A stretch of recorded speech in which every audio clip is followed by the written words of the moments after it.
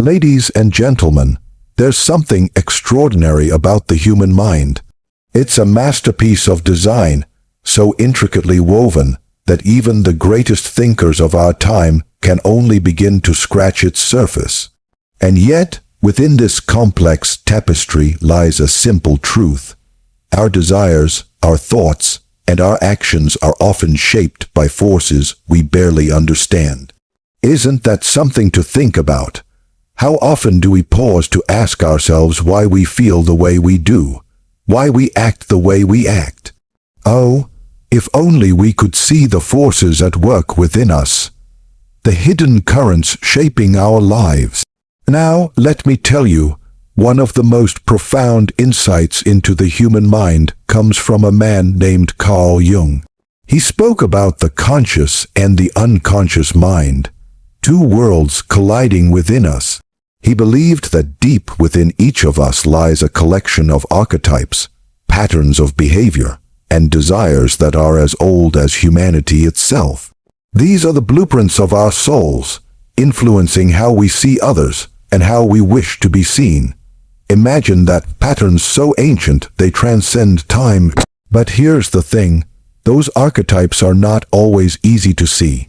They hide in the shadows of our everyday lives, shaping the choices we make and the relationships we seek without us even realizing it. Isn't that fascinating? You see, Jung called this hidden side of us the shadow self. It's the part of us we don't always want to face, the desires we can't always admit, even to ourselves. But it's there, influencing us in ways we cannot ignore.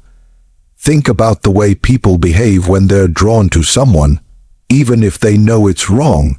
Oh, I've seen it myself, the little glances, the way their words seem to carry more weight, the moments of silence that speak louder than any words ever could.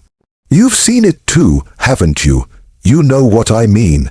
And when it's a married man, well, the stakes are even higher because deep down, he's wrestling with his own shadow self.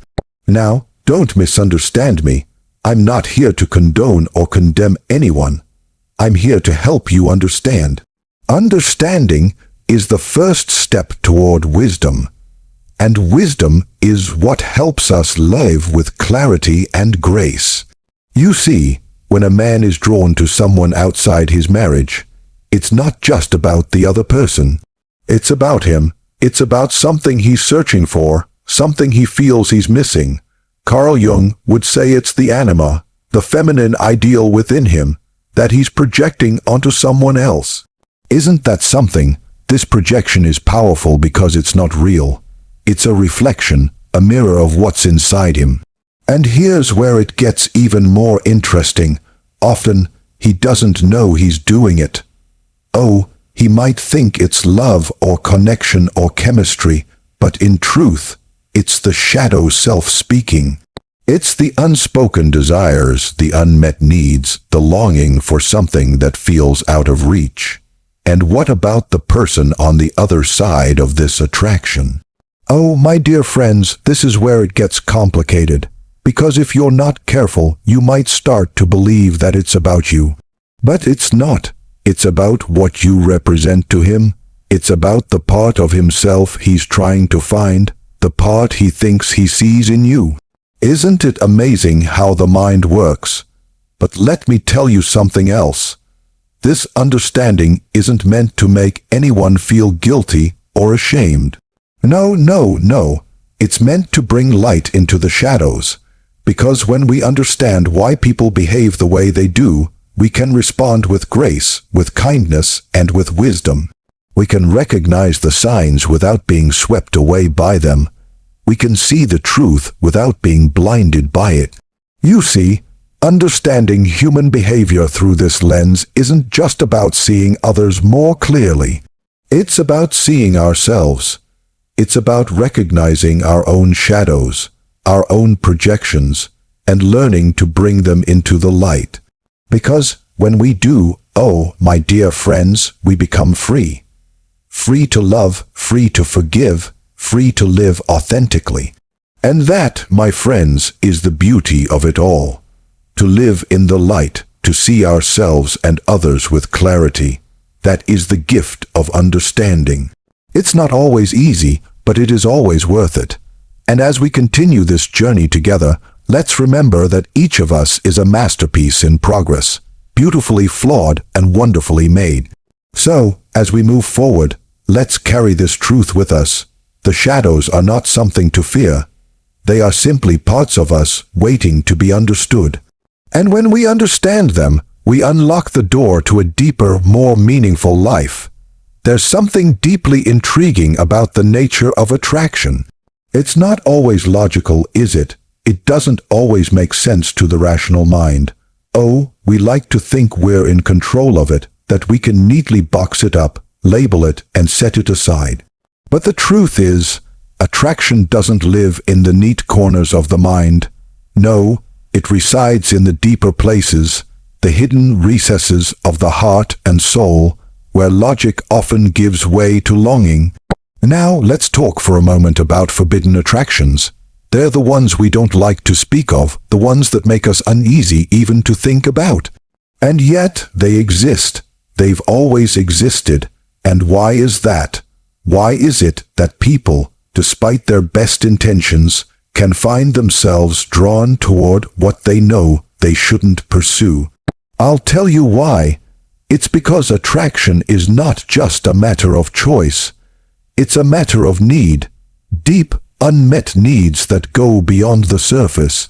It's about the longing for connection, for understanding, for something that fills the empty spaces within us. And those spaces, oh, they're so often unspoken, aren't they? When a married man, bound by vows and promises, finds himself attracted to someone else, it's rarely about the other person in the way we might think. No, it's about something missing within himself. There's a gap, a wound, a hunger that hasn't been satisfied.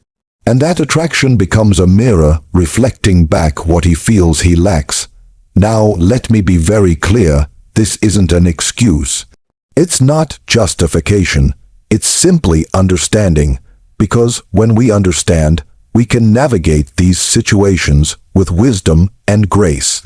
And that's what we're here for, isn't it? To learn, to grow, and to respond to life's complexities with a heart full of grace. Let's go deeper. You see, Carl Jung believed that within each man lies what he called the anima, the inner feminine, the part of his soul that seeks balance and harmony. And when that inner feminine is neglected or misunderstood, it begins to search. It looks outward, projecting itself onto someone else, someone who seems to embody what is missing. It's not a conscious act, it's not deliberate. It's a need as old as time itself, the need to feel whole. And isn't that the irony of it? Because in trying to feel whole, we so often create brokenness. Isn't that the human condition, though? Reaching for what we think will heal us, only to find it might wound us instead. But here's the beauty in understanding. When we see this for what it is, we can respond differently. For the one who becomes the object of such attraction, oh, it can be confusing. It can be flattering at first, can't it? But then the questions begin to arise. What does this mean? What am I supposed to do with this? And let me tell you, those questions aren't easy to answer.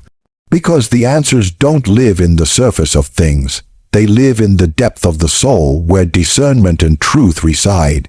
It's so important to remember that this kind of attraction is rarely about you. Oh, it feels personal, doesn't it? It feels like it's all about you, but it's not. It's about what you represent. It's about the ideal, the projection, the longing that's been placed upon you. And knowing that can set you free, free to step back, free to see the situation clearly, free to choose how you'll respond. But let's not stop there, because understanding isn't just about observing others. It's about looking within. Because, if we're honest, haven't we all experienced this to some degree? Haven't we all looked to someone else to fill a space within us, that only we can truly fill. It's not just the story of a married man's attraction. It's the story of humanity, the story of seeking wholeness in ways that sometimes lead us astray. Oh, but don't you see? That's where grace comes in. That's where we find the wisdom to navigate these waters. Because when we understand the why, we can approach it with compassion instead of judgment, with clarity instead of confusion. We can set boundaries that protect both ourselves and others, and we can do so not out of fear, but out of love, out of a desire to live authentically and honorably. So, the next time you find yourself in a situation like this, or even just observing it from the outside, I want you to remember this. Attraction is a reflection, not a definition. It reflects something deeper within, something yearning to be understood, healed, and transformed. And when you see it that way, oh, it changes everything. And isn't that what we're all here for? To understand, to heal, to transform, to take the complexities of life and turn them into wisdom, to take the broken places and make them whole. Yes, that's what we're here for, and that is the gift of understanding. The gift that allows us to walk through this life with grace, compassion, and truth. It's a remarkable thing, isn't it? How people reveal their hearts without even realizing it. Words may be carefully chosen, actions might be deliberate, but oh, the heart! It has a way of speaking all on its own. And one of the clearest ways it speaks is through vulnerability. You see, when someone opens up, when they share the tender parts of their soul, it's like they're offering a glimpse into who they truly are. Now, let me tell you something. When a man, especially a married man, begins to share his deepest thoughts and feelings with someone other than his spouse, it's not always a random occurrence. Oh no. It's often a sign of something much deeper. A need, a longing, an unspoken desire for connection that has found its way to the surface. And it's in those moments of vulnerability that the truth of his feelings begins to show. You might wonder, why does he choose to share these things? Why now, and why with this person? The answer lies in the nature of the human spirit. You see, we're all seeking something, aren't we? Comfort, understanding, acceptance. And when someone offers even the slightest hint of those things, the heart responds. It feels safe, it feels seen, and in that safety the walls start to come down. But here's the part we must never forget. Vulnerability is sacred. Oh, how easy it is to misinterpret it, to see it as something it's not. When a married man confides in someone, it doesn't always mean he's looking for romance or intimacy in the way we might think. Often it means he's searching for a part of himself that feels lost or unseen, and the person he's confiding in, they become the mirror, the reflection of what he wishes to find. Now, I don't say this to excuse anyone's behavior, but to help you understand it. Because understanding is the key, isn't it? It's the key to responding with grace, with wisdom, with a heart that's open to truth, but guarded against harm. You see, when someone begins to share their struggles, their fears, their dreams, it's a beautiful thing. It's a reminder that beneath all the layers of pride and pretense, we are all just people, longing to be understood. But here's the challenge. What do you do with that vulnerability when it's offered to you? How do you hold it without being swept away by it? It starts with discernment. Oh, how important discernment is in moments like these. Because vulnerability can be both a gift and a test. It can draw people closer, but it can also blur the lines, create confusion, and lead to places we never intended to go. And that's why we must be so careful. So careful to recognize what's happening. So careful to respond in a way that honors both ourselves and the other person. Let me share something with you. When a man begins to confide in you, It's not just his words you should pay attention to. It's his intentions. Listen closely to what's behind the words. Is he seeking understanding?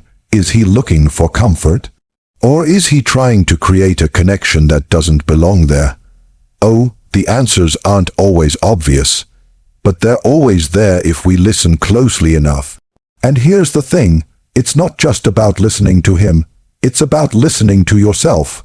What do you feel when he speaks?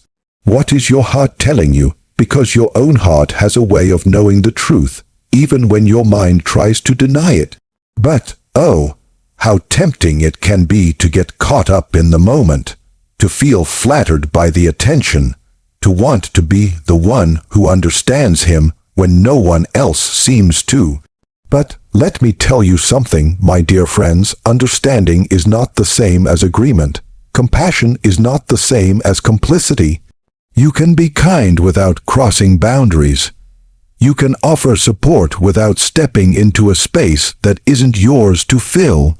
And that's where the real strength lies, in knowing where to draw the line, in knowing how to honor both his vulnerability and your own integrity. Because if you don't, you risk losing more than you gain. You risk losing the very essence of what makes you who you are. So, the next time someone opens up to you, I want you to remember this. Vulnerability is a gift, but it is also a responsibility. Handle it with care, honor it with wisdom, and never, ever forget the power of boundaries. Because it's through boundaries that we protect not only ourselves, but the very sanctity of our relationships. And isn't that what we're all striving for? To live with wisdom, to love with integrity, to navigate the complexities of life with a heart that is both open and guarded. Yes, that's what we're here for. And that, my dear friends, is the path to true understanding, to true connection, and to true freedom. There's a language we all speak, though few of us ever truly master it. It's the language of the body, a silent expression of our deepest feelings. Oh, it doesn't need words. It doesn't need explanations. It speaks through glances, through gestures, through the way we move and hold ourselves. And the truth is, my friends, this language, this unspoken, undeniable communication, can reveal so much more than words ever could. Now, I want you to think for a moment about how often we rely on our words to hide what we're truly feeling. How easy it is to say one thing while meaning another, but the body doesn't lie. Oh, it tells the truth whether we want it to or not. And when a man is drawn to someone, when he feels a connection he can't quite explain or resist, his body will speak long before his mouth does. Have you ever noticed it? The way his posture changes when he's near you, the way he leans in just a little closer, as if drawn by some invisible force. Or the way his eyes linger, not in a way that feels inappropriate, but in a way that feels searching, like he's trying to see something more, something deeper. And then there's the way he seems to find reasons, the smallest of reasons, to be near you, to share your space, to feel your presence. It's not always obvious, is it? Sometimes it's subtle, almost imperceptible, a shift in his tone when he speaks to you. The way his hand moves, as though it wants to reach out, but stops just short. The way his smile softens, not in amusement, but in a quiet acknowledgement of something he might not even understand himself. But my friends, these signs, they're not just about attraction.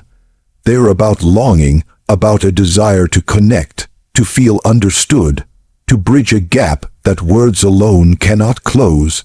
And this longing, it's as old as time itself. It's the longing of the heart to find its reflection, the longing of the soul to find its balance. Now, let me tell you something. When you see these signs, it's so easy to be swept away by them. It's easy to feel special, to feel chosen, to feel as though you're the only one who truly understands him. But I want you to remember this: what he's drawn to isn't just you. It's what you represent. It's the idea, the ideal, the unspoken dream he's projected onto you. And understanding this, it changes everything. You see, attraction isn't just about what's on the outside. It's about what's happening on the inside. It's about what he's feeling, what he's missing, what he's searching for. And his body is simply the messenger. It's telling you the story his words can't. It's revealing the truth of his heart, even when he's not ready to admit it to himself. But here's where it becomes complicated, because recognizing these signs, understanding this language, it places a responsibility on you. Oh, yes, it does. It's not just about knowing, it's about choosing how to respond, because how you respond, my dear friends, can change everything. You see, when a man is drawn to you, his body might lean closer. But that doesn't mean you need to lean in too. His eyes might linger, but that doesn't mean you need to linger back. His smile might soften, but that doesn't mean your boundaries should soften too. Oh no, this is where you must stand firm. This is where you must choose grace over gratification, wisdom over wonder. Because the truth is, these signs, they're not about you. Not really. They're about him. They're about his longing, his searching, his unspoken needs. And if you're not careful, you might begin to believe they're about you. You might begin to believe that his attention defines your worth, that his attraction validates your beauty, that his longing completes something in you. But let me tell you something, your worth, your beauty, your completeness, they don't come from him. They don't come from anyone else. They come from within you. And that's the challenge, isn't it? To recognize these signs without being consumed by them. To acknowledge his feelings without letting them dictate your own. To see the truth without letting it blur the lines of what's right and what's wrong. Oh, my friends, it's not easy. It's not easy to walk that line, to hold your ground while still showing compassion. But it is possible. It is possible to be kind without being compromising, to be understanding without being indulgent. And when you do, you'll find a strength within yourself you never knew you had. So, the next time you see those signs, the lingering glance, the softened smile, the subtle shift in his body language, I want you to remember this.